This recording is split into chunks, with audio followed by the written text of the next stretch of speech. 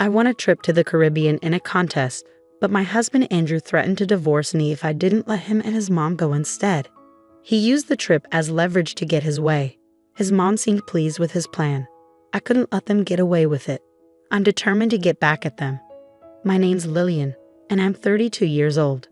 I work a regular job and have a son named Andrew.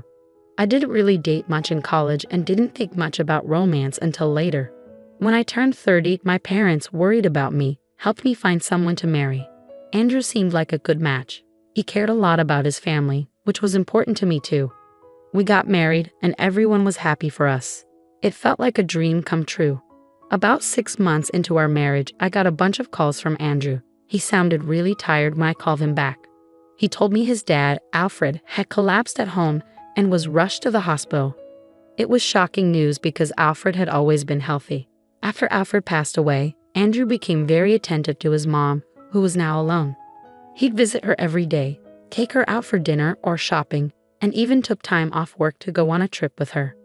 It's not like he ignored me, but whenever there was a conflict in our plans, he'd choose to be with her. He'd say things like, "Sorry, Lillian, Mom needs me," or "We planned this with Mom a while ago." I'd agree, but deep down, I felt frustrated. Why was I always the one having to compromise? Wasn't Andrew's mom being a bit too demanding? No matter why Andrew is so attentive to his mom, it's clear he's really close to her. Apart from this issue, our marriage was fine. I just figured this was normal. My personal escape? Doing crossword puzzles with prizes. They were perfect for when Andrew was busy with his mom. Sometimes, I even win gift cards or food. One day, I won a big prize, 2 tickets to the Caribbean. I was so excited, I checked the win multiple times. But before contacting the airline, I had to decide who to take. My first thought was Andrew, but I hesitated. He often traveled with his mom, and I didn't want her to come along if I suggested we go together.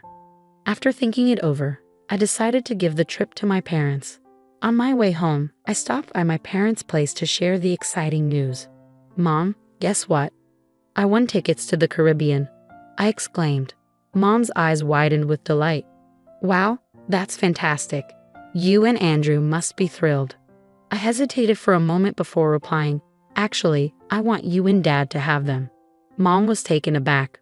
"For us? Are you sure?" she asked, pleasantly surprised. "Absolutely. Andrew travels a lot already. I want you two to enjoy this opportunity," I explained. Mom was beaming with joy, but Dad seemed worried. "Dad looks concerned," I noticed. "Well, I have work, dear. It's a busy time of year for our company, so it's not ideal for me to be away," Dad explained. "That's too bad," I sighed. Then Dad had an idea. "Why not go with Olivia instead? It was your prize originally, right? Go and have some quality time with her," he suggested. Mom eagerly agreed, saying, "That sounds wonderful." Feeling excited and grateful, I applied for leave the next day, which was quickly approved. I then contacted the airline to let them know my parents would be using the tickets. On my way home from work, I stopped by a bookstore and bought a guidebook for the Caribbean trip. It had been ages since Mom and I had traveled together, and I was genuinely thrilled. But when I got home, something unexpected awaited me. "I'm home," I announced as I walked in, surprised to see the lights on. I assumed Andrew was there, but instead of his shoes, I spotted a familiar pair of women's shoes at the entrance. As I wondered, Matilda emerged from the living room. "Lillian, do you know what time it is?" she scolded. "Oh, Matilda, I didn't realize you were here," I replied. "It's not just about me being here. It's late and Andrew will be back soon," she continued. "I'm sorry, I'll make dinner right away," I apologized. But Matilda didn't stop there. She criticized me for not making the bed and questioned if I took my role as a daughter-in-law seriously. Matilda sighed, blaming my working for the situation. According to her, I should prioritize home over work. She had a key to our place and often dropped by unexpectedly since she lived nearby. Matilda held old-fashioned beliefs about a daughter-in-law's role, expecting me to serve Andrew and the family without question. Her constant criticism made it hard for me to warm up to her. As I unpacked and began making dinner, Matilda suddenly exclaimed, "Wait, what's this, Lillian? Are you planning a trip to the Caribbean?" She had found the guidebook I had just bought. "Matilda, why are you going through my stuff?" I asked, annoyed. "That's not the point. Why are you going to the Caribbean?" she demanded. I won a trip in a contest. I was going to give it to Mom, I explained. I haven't heard anything about this. Why should I? Matilda snapped back. Our argument was interrupted by Andrew's arrival. Matilda quickly told him what she found, pointing at me accusingly. Andrew, listen. Lillian's being thoughtless. Did she do something wrong? She asked. Andrew turned to me, his expression stern. What's going on? He demanded. I won the trip and wanted to give it to my parents. But since Dad can't go, you're going with Mom. I replied calmly. Why didn't you talk to me about this? It's my prize, Andrew said, looking frustrated. What's the big deal? You always travel with Matilda, I retorted. It's not the same. Mom and I only go on trips within the country. We haven't been abroad in years. How could you decide this without talking to me? Andrew slammed his hand on the table, cutting me off. You're getting too bold for a daughter-in-law. Mom and I are going. You stay home. Mommy, I couldn't hide my disdain at Andrew's childish word choice. Wait a minute. This trip, you've had enough. If you're not happy, let's talk about divorce. Divorce? I couldn't believe what I was hearing. Threatening divorce over something like this seemed absurd to me. Fuming, I shot back. I won this trip fair and square. I've already decided to give it to my own mom. Can't you just pick up on the signals for once? Mom wants to go. When does it end with putting Matilda first? You never think about how I feel. I don't care how you feel. Like I said, this trip is for me and Mommy. Stay home and behave, Andrew insisted coldly. My affection for Andrew was quickly fading. It was clear I ranked lower than Matilda in his eyes. I couldn't keep dealing with their ridiculous dynamic, so I calmly told Andrew, fine, do what you want and enjoy your trip. You should have listened in the first place. Do what you want, Andrew replied dismissively, a far cry from the caring Andrew I once knew. Meanwhile, Matilda looked smug and victorious. I decided to leave the house while they were away on their trip. I resolved to let Andrew and Matilda have their vacation this time. The next day, I called the airline to change the names on the tickets to Andrew and his mom. But the operator sounded worried as they told me, I'm sorry, but once the participants are confirmed, we can't change them. Is that so? I asked, feeling disappointed. Yes. Plus, this ticket requires the actual winner to be one of the travelers. So if it's your husband and mother-in-law, the ticket won't work, the operator explained. So, if I don't go, the ticket is useless, I clarified. Exactly. Please check the documents we sent you. They mentioned this condition, they advised. After reviewing the documents, I found out that only the winner could use the ticket, and it couldn't be transferred. I explained this to the operator and decided not to go on the trip without telling Andrew and Matilda. Instead, I made plans to let them travel at their own expense. That evening, when I got back from work, I casually brought up the Caribbean trip to Andrew. Hey, about the trip? I started. Yeah? Did you talk to the airline? Are Mommy and I all set to go? Andrew asked eagerly.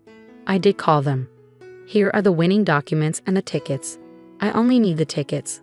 I won't bother reading the documents, I replied. But there might be important details in there, especially since it's an international trip, Andrew suggested. I don't think I need to. Mommy and I have got it covered. We're efficient, unlike you, I retorted. Fine, whatever. I'll leave them here just in case, Andrew said, sounding annoyed. As I expected, Andrew didn't bother to read the documents. On the day of the trip, after making sure Andrew had left, I packed my bags and went to my parents' house. While unpacking, as I anticipated, I got a call from Andrew. As soon as I picked up, he started shouting.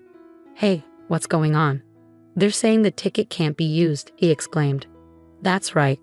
If the winner doesn't go, the ticket is invalid, I explained calmly.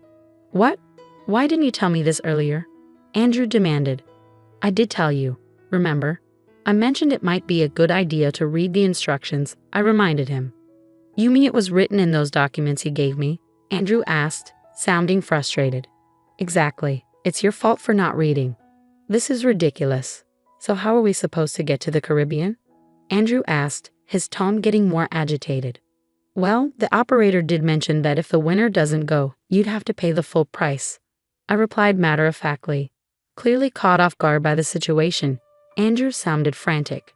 I could hear Matilda's voice in the background, indicating they were both in distress. Andrew, what did Lillian say? Matilda demanded. Mommy, if Lillian doesn't have to pay for the trip. Andrew started to explain before handing the phone to Matilda. Let me talk to her. I can't deal with this anymore, she demanded. I decided to let them sort it out themselves and hung up silently. It didn't take long before Andrew called back. Hello, I answered, expecting more drama. What is it now? I'm busy, I said coldly. It's not. What is it? Andrew sounded flustered. I tried to buy the tickets, but the credit card isn't working, he explained. Huh? I don't know anything about your card, I replied, puzzled. It's not mine. It's your card, Andrew clarified. Oh, so you're saying you used my card without my permission? I accused. I just need to fix it now. When I checked my wallet this morning, my card was missing. I had a hunch and immediately froze it. I knew you stole it, Andrew retorted. Are you kidding me? I was planning to shop with that card abroad. Always messing things up, you jerk. I fired back. You freaking witch.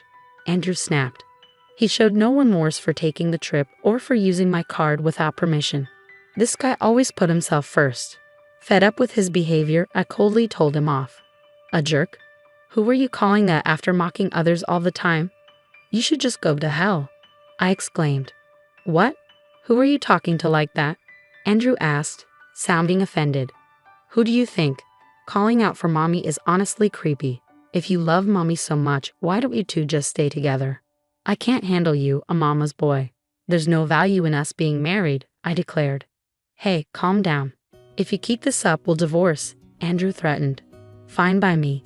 I was thinking the same thing. I've left the house and don't plan to come back.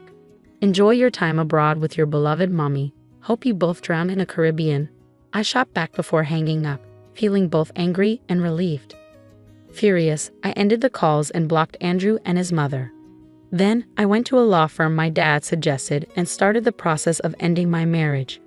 When I looked at our savings to divide our assets, I saw that our joint account was empty. Andrew had taken out money multiple times, all around the time he went on a trip with his mom. It was clear he used the money for their travels. And he also used my credit card without asking. I demanded a big payment from him. As a result, he ended up owing money and was being chased by creditors. His mom, who used to get whatever she wanted, now had a strained relationship with Andrew, arguing with him every time they saw each other. It's funny how things turned out considering how spoiled he used to be. Meanwhile, I decided to stay with my parents for a while. I've caused them worry, so I want to make it up to them by living with them and taking care of them. Honestly, I'm done with marriage. What's really important is having a loving family. Going through this divorce made me realize that all over again.